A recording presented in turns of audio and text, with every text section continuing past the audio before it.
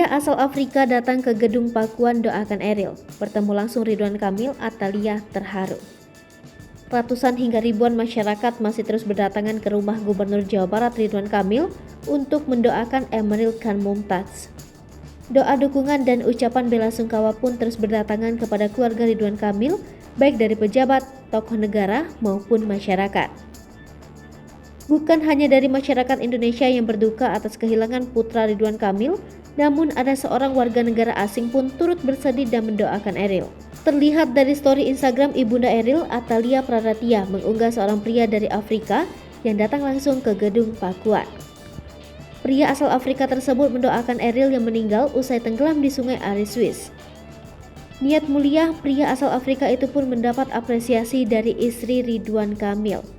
Wanita akrab dipanggil Bu Cinta ini mengucapkan rasa terima kasih kepada pria tersebut. Kedatangan pria dari Afrika ini juga disambut hangat oleh Ridwan Kamil.